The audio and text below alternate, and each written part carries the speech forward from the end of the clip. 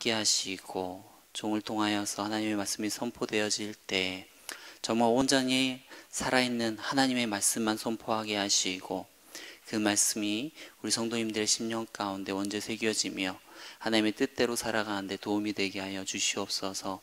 주님, 이 시간 선교사역국을 위해서도 기도합니다. 우리 선교사역국이 모여서 기도할 때마다 기도의 응답들이 나타나게 하시고 선교사님들이 큰 힘을 얻을 수 있도록 인도하시며, 또한 단기 선교를 갑니다. 단기 선교 팀들을 위해서도 주님께서 붙들어 주시고 은혜 가운데 잘 다녀올 수 있도록 인도하여 주시옵소서. 주님께 모든 것 다 맡겨오며 예수님 이름으로 기도합니다. 아멘. 질문을 먼저 시작하면서 설교를 시작하려고 합니다. 질문은요, 띄워줬네요. 지난주 주일 설교 제목은 무엇입니까?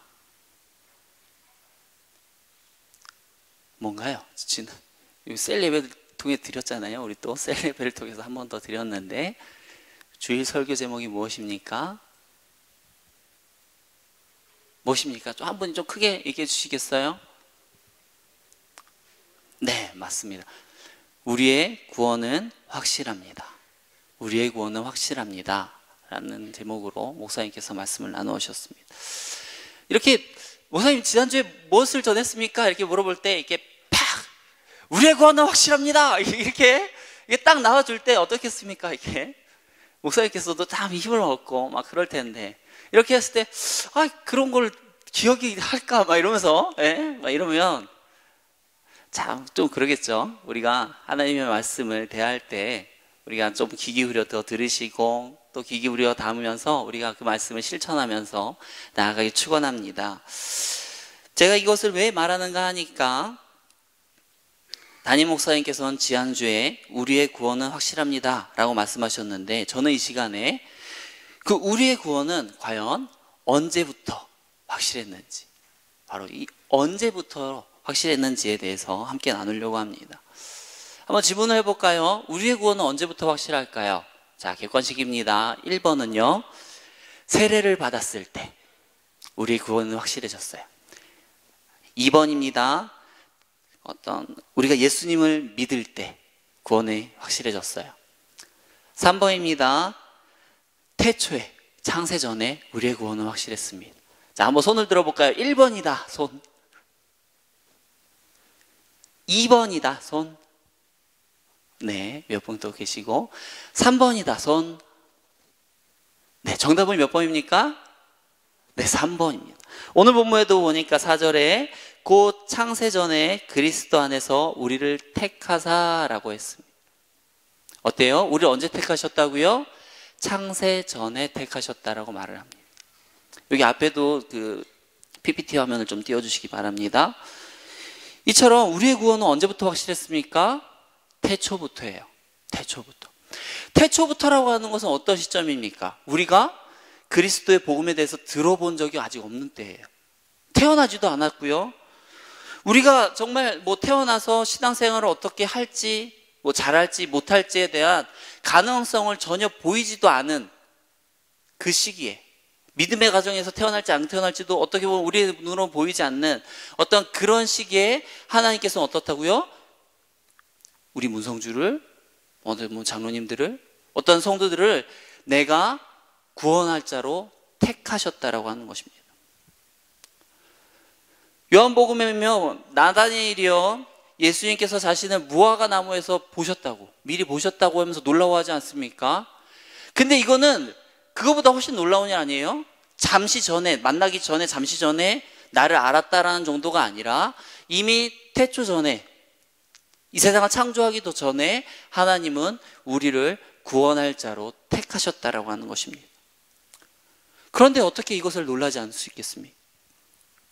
이렇게 창세 전부터 우리를 구원할 자로 택하셨다라는 것을 전문적인 말로 뭐라고 말합니까? 예정이라고 합니다. 여러분, 예정이 무엇입니까? 예정은요, 하나님께서 이미 영원부터 우리를 구원하시기로 한 작정인 거예요. 좀 더 쉽게 말하자면 어떻습니까? 태초부터 이미 우리를 영원한 생명으로, 또 어떤 사람은요, 어때요? 죽음으로 미리 정해 놓으셨다라는 거예요. 누구는 구원하기로 작정했지만 누구는 이미 버리고 방치하기로 작정하셨다라는 겁니다. 여러분, 이 예정 교리는요, 마치 양날의 검과 같아요. 어떻습니까? 이것을 잘 사용하면요, 이것은 너무 귀중해요. 근데 이 교리는 잘못 이해하면 어떻게 해야 될까요? 너무 위험한 교리이기도 합니다. 그래서 자칫 이 교리를 딱 꺼냈다가는 이익을 본다기보다 오히려 손해를 보는 것을 더 많이 할 때가 많아요. 그래서 교회에서는 사실 잘 이 예정교리에 대해서 잘 가르치지 않습니다. 왜요? 자칫 손해보는 경우가 더 많기 때문에. 제가 사무실에서도 제가 이번 금요철학 때 예정교리를 설명하려고 합니다. 그랬더니 우리 박정진 목사님께서 딱 이러는 거예요. 목사님, 예정교리는 정말 잘 설명해야 돼요. 왜냐하면 내가 아는 지인 중에도 이 예정교리를 잘못 이해하고 오해해서 교회 안 나오는 사람이 있어요. 라고 말할 정도로 어때요? 이 예정교리는 자칫 잘못 이해했다가는 어때요? 교회를 나오지 않을 수도 있는, 하나님 뭐 이래, 하나님이 이래 하면서 오해해서 나오지 않을 정도로 위험한 교리이기도 하지만, 반대로 어때요? 정말 그 어떤 교리와도 반대할 수 없는 어떤 귀중한 교리이기도 합니다. 여러분, 어떠한 성격입니까? 이렇게 위험하다고 하면 위험하니까 이거는 내가 건들 거 아니다 하고 건드리지 않는 타입인가요? 아니면 그럼 위험한 부분은 잘 이게 피해가면서 이 귀중한 것이 이렇게 있다고 하니까 이렇게 좀 이렇게 다뤄가는 시는 편입니까? 그런데 저와 여러분들이 꼭 위험하다고 이걸 무조건 배척할 것이 아니라, 이 안에 있는, 이 시간을 통해서 정말 이 안에 있는 깊은 정말 귀중한 은혜의 원리들을 다 같이 깨달아 알아 누리기 원합니다. 특히 여기에 보면 셀리더 분들, 셀 성경의 분들 되게 많으신데요. 여러분들이 특히나 이 예정 교리를 잘 이해하시고 잘 적용하셔서 혹시나 셀원들 가운데 이 예정 교리를 잘못 이해하면서 하나님의 뜻을 오해한다거나 시험에 빠진 사람이 있다면 여러분들이 또한 잘 전달해 주시고 또한 잘 알려주시길 바랍니다. 물론 이 시간 이 교리이다 보니까요, 조금 딱딱하고 어려울 수 있습니다. 교회 사역적으로도 보면, 역사적으로 보면 이 예정 교리는요, 너무 어렵고 의아할 수 있다 보니까 많은 사람들이 사실 잘 안 다뤄요. 신학자들조차도 안 다뤘습니다. 그런데 칼빈이요, 뭐라고 하는가 하니까, 성경이 말하는 것을, 성경이 이토록 분명히 말하는 이 예정을 어떻게 내가 말하지 않을 수 있냐? 라고 말하면서 이 칼빈이 예정론을 갖다가 이제 집단해서 딱 정리해 놓거든요. 그래서 이제 딱 예정론 하면 딱 칼빈 한 정도인데요. 저 여러분들이 이 시간 성경이 분명히 말하는 겁니다. 그냥 어설프게 말하는 것이 아니라 사실 분명히 말하고 있는 이 예정의 교리를 나눌 때에 잘 귀담아 들으시고 이 예정론의 귀중한 것들을 다 누리시며 살아가는 저와 여러분들이 되길 축원합니다. 아멘. 이 예정 교리가 위험한 것은요, 무엇인가 하니까 바로 이 예정 교리에 대한 오해 때문이에요. 많은 사람들이 이 예정 교리에 대해서 많은 오해들을 가지고 있습니다. 첫 번째로 무엇인가 하니까 그 오해는 첫 번째로 하나님은 불공평하시다라는 거예요. 뭔 말인가 하니까, 어떻게 하나님께서 이미 태어나기도 전에 교회는 죽어서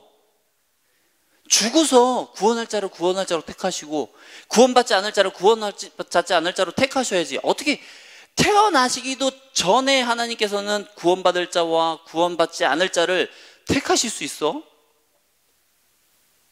너무 불공평한 거 아니야? 어떻게 그래? 어떻게 기회도 주지도 않아? 이렇게 다 미리 결정해? 혹시 이 가운데도 그러한 생각을 가진 사람이 있습니까? 그런데 물론 이 구원이라고 하는 것이 우리 인생 가운데 가장 중요한 문제이기도 하지만 어떻습니까? 그럼에도 불구하고 우리가 이 문제를 설령 가지고 하나님께 불평하다, 불공평하다라고 말할 수가 없다라는 사실입니다.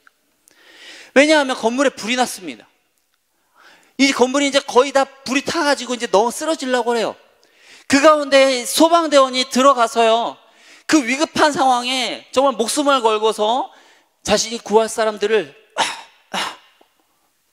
여러 사람을 구해냈습니다.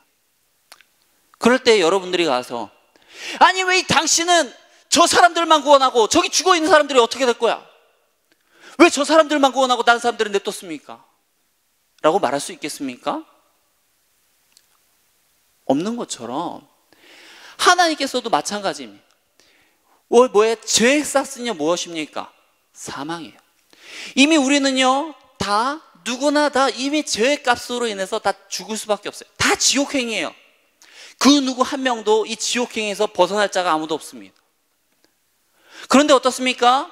하나님께서 그 중에 이 마치 소방대원이 들어가서 구원할 자를 택하여서 이무대로 택하여서 구원해내는 것처럼 하나님께서도 하나님의 선하신 뜻 안에서 그 중에서 택해서 구원할 자로 구원하신 거기 때문에 이것은 어때요? 택함 받은 자, 구원받은 자는 기쁘고 놀라워하고 감격해야 할 사실이지 왜 하나님 저들을 구원하지 않았습니까? 라고 불평할 수가 없다는 사실입니다. 마치 진흙이요, 성경에도 나온 것처럼 토기장에게 나를 이렇게 만들어주세요, 저렇게 만들어주세요 라고 말할 수 없는 것처럼 구원받은 자가 자신의 구원받은 사실을 놓고 감격하고 기뻐하며 감사하면 되는 것이지 이것을 가지고 하나님은 불공평하십니다, 어떻게 그럴 수 있습니까? 라고 말할 수가 없다는 것입니다. 그런데 이렇게 말해도 어때요? 우리의 질문은 지워지지가 않아요. 하나님은 소방대원이 아니라 신이신데 훨씬 능력이 많으신데 어떻게 다 구원해내지 않았을까? 다 구원해내면 안 되나? 이럴 수도 있어요. 하지만 어떻습니까? 이것은 우리가 하나님을 사랑의 하나님으로만 알고 뭘 모르는 거예요? 공의의 하나님은 모르는 거예요. 물론 하나님께서 능력으로 보면 구원해내려고 하면 다 구원해낼 수 있겠습니까? 없겠습니까? 하지만 구원해낼 수 있어요. 하지만 그렇게 모든 사람의 긍휼을 베풀 수도 있지만 그분은 어떻습니까? 놀라운 게 구원해 주기도 하지만 또 심판해 주기도 하다는 것입니다. 그래서 어떻습니까? 아담과 하와에게 그들을 위해서 세상을 만들어준 만큼 그들을 사랑하시기도 하지만 어때요? 그들이 죄를 지었을 때는 너 다시 안 볼 것처럼 나가 쫓아버릴 정도로 심판의 하나님이시고 공의의 하나님이시기도 하시다는 것입니다. 어거스틴은 이렇게 말했습니다. 하나님은 받을 가치가 없는 자에게 주심으로 거저 베푸시는 은혜를 드러내시고 그러나 이 은혜를요 모든 사람에게 주시지 않으므로 모든 사람이 받아야 할 것이 무엇인지를 나타내신다. 여러분 마치 다이아가 여기 있는 사람들이 다 다이아를 갖고 있어요. 집에 흘러다녀요. 막 돌처럼 흘러다녀요. 그러면 이거를 굳이 아무리 이쁘다고 막 그렇게 안고 다니겠습니까? 이것이 희소성이 있어야 또 그것이 값어치가 있는 것처럼 하나님께서는 마치 이것을 희소성의 원칙처럼 모든 사람에게는 은혜를 베풀지 않으셨다는 것입니다. 그렇기 때문에 어떻습니까? 우리가 받은 이 구원이 더 특별하고 값지고 귀한 것입니다. 여러분, 그럼에도 막 이렇게 생각할 수도 있어요. 그렇지만 우리가 꼭 기억할 것이 있습니다. 이 예정론은요, 불신자를 위한 교리가 아니에요. 어때요? 이 교인들을 위한 교리입니다. 무슨 말인가 하니까, 아니, 목사님, 그들이 불쌍하지 않아요? 라고 할지 모르나, 어때요? 그들에게 설령 세상에 있는 예수님을 믿지 않는 사람에게 가서 당신은 하나님이 버렸어요. 유기했어요. 당신은 죽으면 지옥 갈 겁니다. 라고 만들한다고 한들 그들이 어떻겠습니까? 하나님 어떻게 나를 버릴 수가 있어요? 어떻게 태초부터 나를 버려요? 이러겠습니까? 아니면 뭐야 진짜 어차피 그들에게 하나님이 당신을 사랑했습니다 라고 말한다 한들 안 믿고 어차피 당신은 하나님께서 버렸습니다 라고 말한들 믿지 않는다라는 거예요. 무슨 말인가 하면 이 예정론이라고 하는 것은 어때요? 기존의 신자들에게, 교인들에게 더욱더 확신을 주기 위한 교리인 것이지 이것이 뭐 불신자들을 정죄하기 위한 교리가 아니라는 것입니다. 또한 두 번째로 오해가 있습니다. 어떤 오해인가 하니까 이렇게 다 정한 대로 구원받는다고 하면 아니 그럼 인간의 자유는 어떻게 되는 거야? 그럼 내가 지금 생각하고 내가 생각하는 대로 움직이지. 그럼 내가 무슨 로봇처럼 하나님이 움직이라고 하면 움직이고 내가 지금 그러고 있나? 그럼 나의 자유는 어떻게 되는 건데? 이런 이제 질문이 생기는 거예요.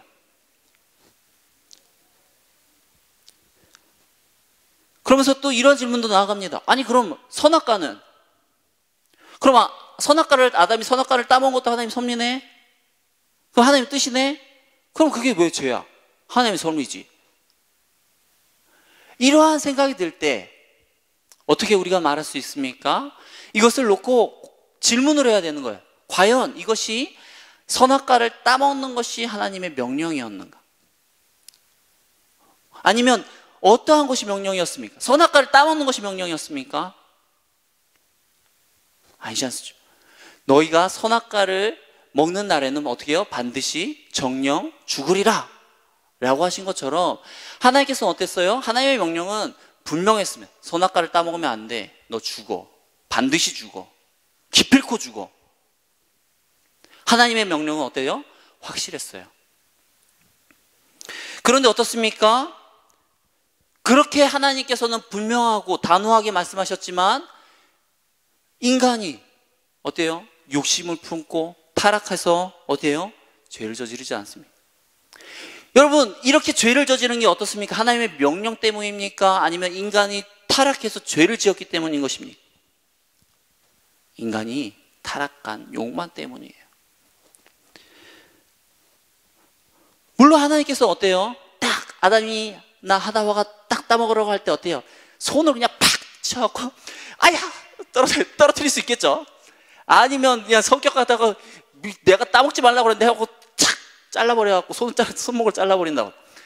뭐 이런 식으로 강력하게 어때요? 하나님께서 얼마든지 그렇게 상황 가운데 개입할 수도 있었지만 어때요? 그럼에도 불구하고 설령 이것이 하나님의 뜻을 위배한다 할지라도 하나님은 인간의 자유를 철저하게 보장해 주셨다는 겁니다.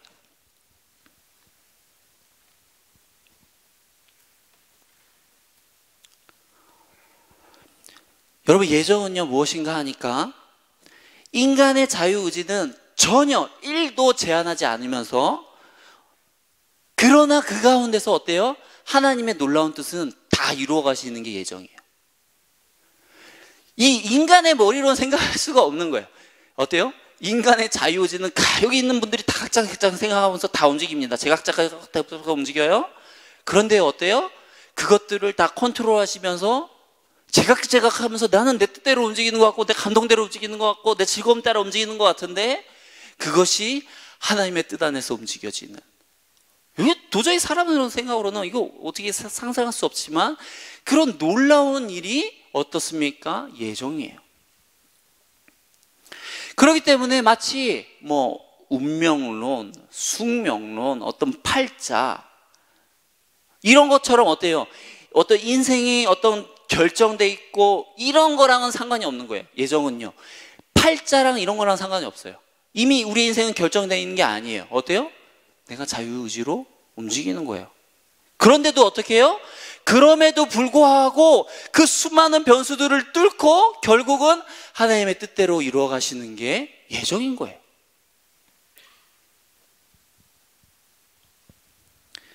또 세 번째로 어떤 오해가 있는가 하니까 이렇게 뭐 다 정해져 있으면 뭐 전도할 필요 없겠네? 왜 전도해? 하나님께서 다 예정한 자는 다 돌아올 건데. 사실 이 문제 때문에도 예정론을 많은 교회들이 설교를 안 합니다. 왜 전도해? 전도 안 해도 되네? 이게 어떻게 해서 나오는 거예요? PPT 넘겨주세요. 심령이 다 죄악 가운데 있다 보니까 나오는 이야기입니다. 이런 건 어때요? 성경을 어느 한 부분만 볼 것이 아니라 이거는 성경을 전체적으로 볼 필요가 있는 거죠. 성경에서 어떻게 말합니까? 우리에게 전도하지 말라고 합니까? 너희는 전도하지 마. 너희 못하러 힘들게 해. 야, 내가 다 하면 돼, 그냥. 너희 하지 마. 힘들게 하지 마. 그렇게 말합니까? 아니죠. 너희는 어떻게 합니까? 너희는 가서 모든 민족을 제자를 삼으라. 하나님이 가서 제자를 삼겠다고 말씀하신 게 아니라 어때요? 너희는 가라. 그리고 제자를 삼으라. 어때요? 우리에게 분명히 가라고 명령하고 있다는 것입니다. 여러분, 하나님 나라는 누구를 통해서 확장하십니까? 하나님 스스로가 확장하십니까? 우리를 통해서 확장하세요. 그렇기 때문에 어때요? 이렇게 단기 선교도 가야 되고 선교도 해야 되고 전도도 해야 되는 것입니다. 이처럼 미련한 방법인 우리 인간의 이 전도를 통해서 하나님 나라는 확장해 나가기 때문에 우리는 어때요? 때를 얻든지 못 얻든지 계속해서 복음을 전파해야 되는 것입니다. 제가 담임 목사님과요, 최효 집사님과 그들의 최효 집사님 셀 식구들과 이제 신방을 간 적이 있습니다. 그랬더니 목사님께서 이제 최효 집사님을 딱 보시면서 이런 얘기를 하는 거예요. 그때 이러는 거예요. 아니, 저 집사님이 사실은 처음 왔을 때 과연 교회에 잘 적응할 수 있을런지 아리송했다는 거예요. 과연 교회에 잘 적응할 수 있을까? 근데 어때요? 지금은 셀리더가서 잘 섬겨주시고 또 어때요? 유아부 교사로서도 잘 섬기고 계십니다. 완전히 이 목회 30 몇 년인가 35년인가 39년인가요? 어쨌든 30년이 넘는 목회를 하시면서 사람을 수없이 받고 전도하셨고 목회를 이끌어 오셨던 그 어떻게 보면 전문가의 눈으로, 가장 전문가의 눈으로 딱 봤을 때 과연 이랬었는데 어때요? 그분이 이렇게 교회에서 잘 적응해서 일꾼으로 바뀌었다는, 이거는 뭔 말입니까? 하다못해 목사님이 그러신다면 우리는 더더욱이죠. 그런 눈이 없다라는 것을 인정해야 될 수밖에 없다라는 거예요. 누가 구원받을지, 누가 구원받지 못할지는 우리가 쉽게 판단할 수 없다라는 것입니다. 그렇기 때문에 어떻게 해야 돼요?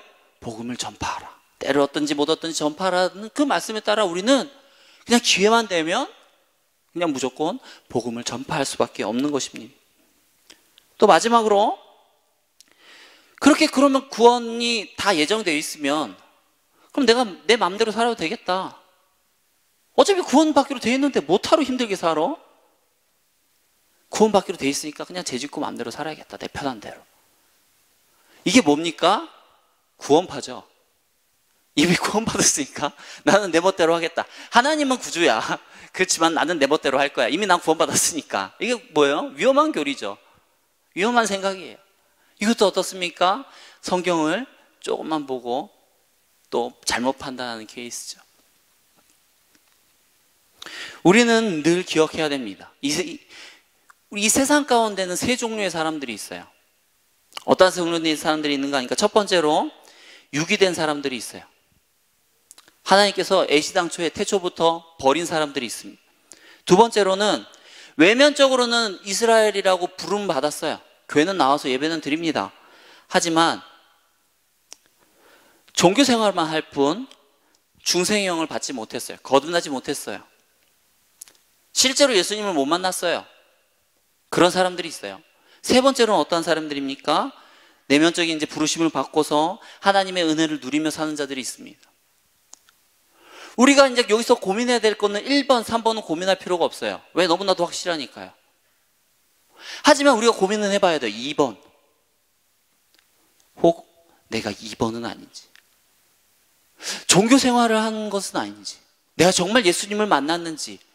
내가 정말 거듭났는지. 정말 하나님의 은혜를 누리며 살고 있는지에 대해서 우리는 질문을 해봐야 됩니다. 정말 내가 알곡이 맞나? 혹시 가라지는 아닌가? 질문을 해봐야 되는 거예요. 근데 우리가 이 땅 가운데 있으면서 내가 진짜 알곡인지 가라지인지 알 수 있는 방법이 있어요.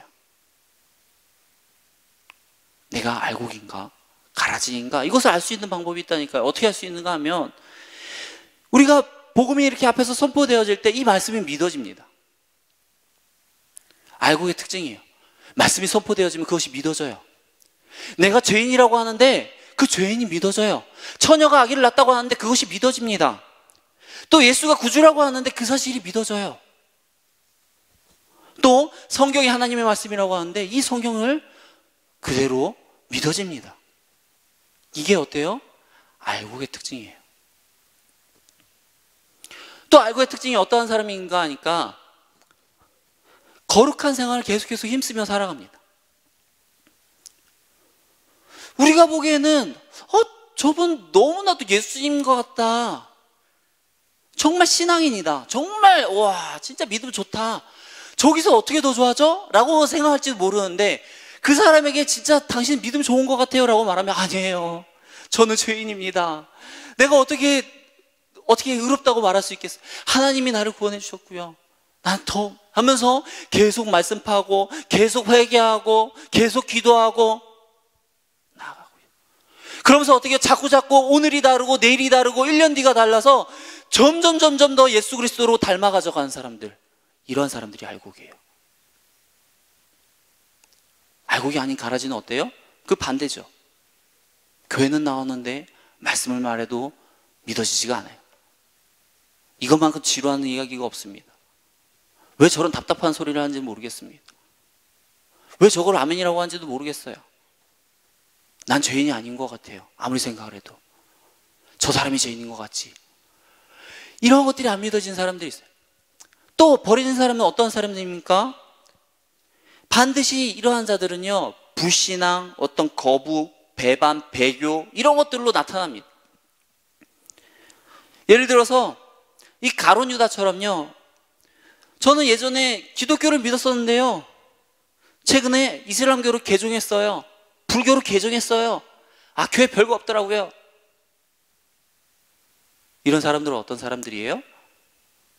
교회 와서 예배는 드리나 예수님을 실제는 안 믿는 사람들. 2번의 상황들인 거예요.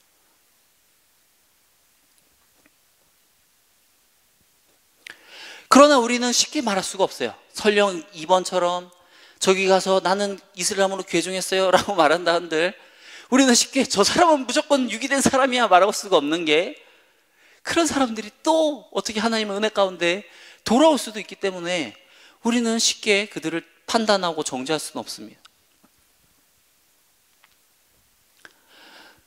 그러한 대표적인 사례가 누굽니까? 성경에서 이 예정론을 말한 사도 바울이에요. 사도 바울이 왜 이 예정론에 대해서 이렇게 심각하게 얘기할 수밖에 없는가 하니까 자신의 사례가 그런 거예요. 우리가 알다시피 사도 바울이 어떤 사람이었습니까? 사울 아닙니까?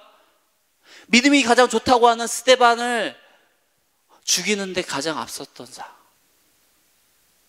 그 사람이 바로 사울 아닙니까? 그런 자신이 어느 날 하나님의 특별한 은혜 가운데서 구원받게 되고 이것들이 믿어지고 깨달아지고 알아지고 하는 것들을 통해서 자기가 느끼는 거야. 아, 내가 진짜 이거 하나님의 택하시지 않았으면, 정말 태초에 나를 하나님께서 구원하시기로 작정하지 않았으면 나는 절대로 구원받을 수 없는 자인데 내가 이렇게 구원받다니 하면 꼭 감격할 수밖에 없다라는 거예요. 그래서 어때요? 사도 바울이 이것을 막 적을 수밖에 없었던 거예요.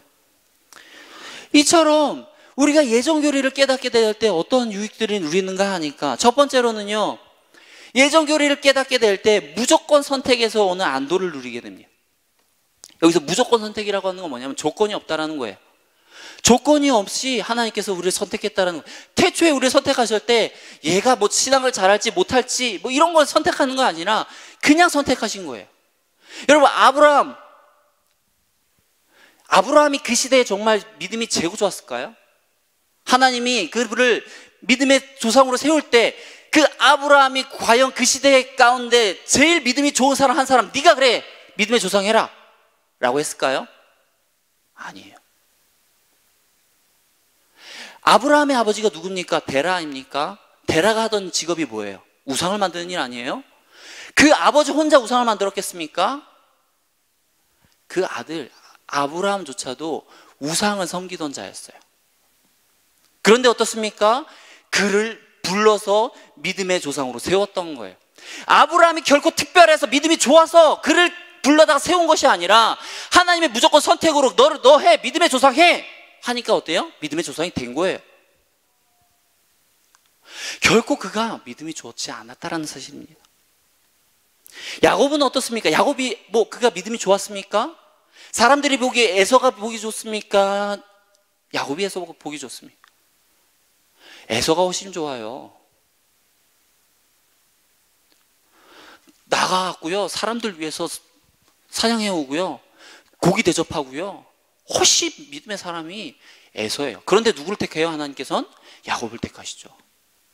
알 수 없는 거예요. 하나님께서 우리를 택하실 때 조건을 보고 택하시는 것이 아니라 어때요? 무조건적으로 택했다는 것입니다. 이것을 깨달을 때 어때요? 정말 우리가 신앙이 요동치지 않습니까? 하루를 살면서도 오늘은 뭔가 좋았던 것 같은데 갑자기 저녁에 나쁜 일을 만나면 신앙이 떨어져.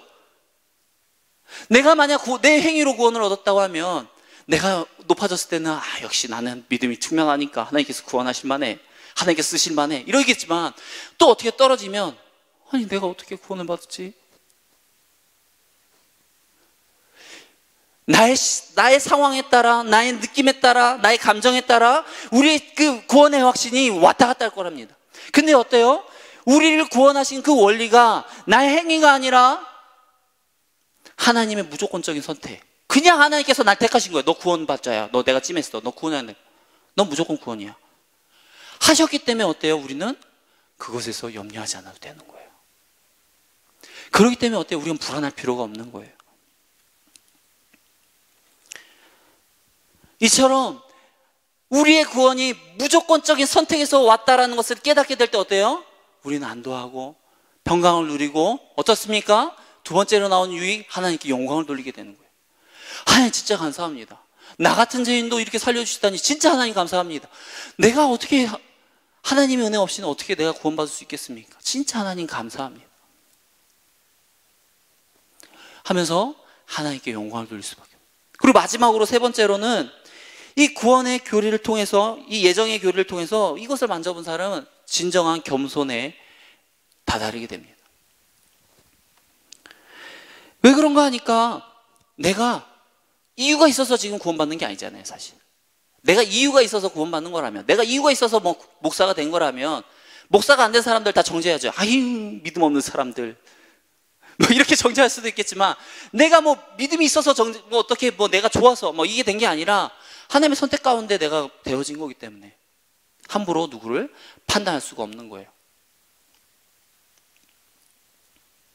요나가 니느웨에 가서 말씀을 전파하라 할 때 거절하는 모습이 어떻게 보면 인간적이지만 어때요? 그것은 사실 자신의 참된 모습을 알지 못하는 거예요. 자기도 무조건적으로 선택받았거든요. 무조건적으로 전하라고 하면 무조건적으로 가야 되는 거예요. 우리가 누구를 판단할 자격이 없는 것입니다. 그렇기 때문에 어때요? 우리는 진정으로 겸손함을 누릴 수밖에 없는 거예요. 그렇기 때문에 이처럼 예정의 교리 외에는 겸손한 척 말고요, 나를 낮추는 거 말고 진짜 하나님 앞에서 나를 낮아지는 이 경험은 예정 교리 외에는 진정으로 그 겸손함을 이룰 수가 없다는 겁니다. 그리고 이 예정 교리만큼 나를 정말 무조건적으로 선택하시고 구원하셨다는 그 하나님의 은혜에 감격하는 교리가 없기 때문이에요. 여러분, 하나님께서 마지막으로 나누기 원하는 것은요, 하나님께서 왜 이 방식으로 일하실까요? 이거 너무 어려운 방식이거든요. 왜 이렇게 하나님께서 일하실까요? 왜 그렇겠습니까? 우리를 너무나 사랑했기 때문이에요. 사랑하기 때문에 이렇게 한다니까요. 사랑하기 때문에 자유를 줘요. 기계로 아니라 너 이거 해. 너 아침에 뭐 하고 너 왜 그거 안 해? 그게 아니라 자유를 주는 이유가 뭡니까? 사랑하니까. 성경에서도 우리를 뭐라고 말합니까? 그래서 신부이다, 자녀이다, 백성이다. 사랑의 대상으로 말합니다.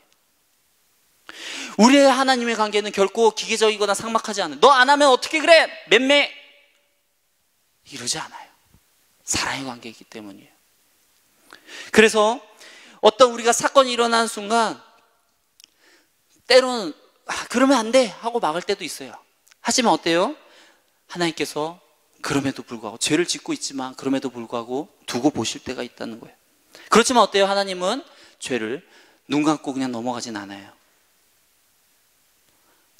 그리고 그 죄에 대해서 책임을 물고 벌어주시기도 하십니다. 하지만 어때요? 우리가 선하게 살려고 하면 그것만큼 하나님을 기쁘시게 하는 거 없고 그것만큼 하나님이 우리를 격려하는 것도 없다는 사실인 것입니다. 저와 여러분들이 이런 신부된 성도와 어떤 그렇게 사랑의 관계 속에서 하나님 안에서 예수님을 닮아가면서 온전히 성장하며 나아가는 저들 여러분들이 되기 원합니다. 마지막으로 이렇게 일하시는 이유가 뭡니까? 하나님은 능력이 많아서예요. 능력이 없으면 이렇게 못한다니까요. 제가 자녀들이 4살, 6살 아들, 딸이 있습니다. 근데 어디 나가면 저희가 꼭 율법을 줍니다. 너 이거 하면 안 된대, 저거 하면 안 돼. 왜 이렇게 하는가 하니까 물론 그것도 위험할 수도 있지만 위험하지 않아도 그렇게 해요. 왜요? 내가 편하고자. 내가 편하니까 그렇게 해야지. 얘들이 통솔 속에서 움직여줘야지 어딜 가든 편하게 움직일 수 있으니까. 하지만 하나님은 그러지 않고 각자가 제멋대로 움직이는 것 같아도 어때요? 하나님은 그대로 인도하실 수 있는 그 능력이 있으니까 이게 가능한 거예요. 저와 여러분들이 이 하나님의 사랑과 이 놀라우신 능력을 깨닫기를 축원합니다. 말씀을 맺겠습니다. 예정교리 외에는요 우리에게 올바른 겸손을 가르치는 게 없습니다. 또 하나님의 은혜가 얼마나 큰지를 제대로 알려주는 것이 없습니다. 저희 여러분들이 이 애정의 은혜를 또한 귀중한 은혜들을 많이 또한 깨달아 알아 누리는 저와 여러분들이 되길 축원합니다. 제가 기도하겠습니다. 사랑에 감사합니다. 주님, 이 시간 예정에 대해서 배웠습니다.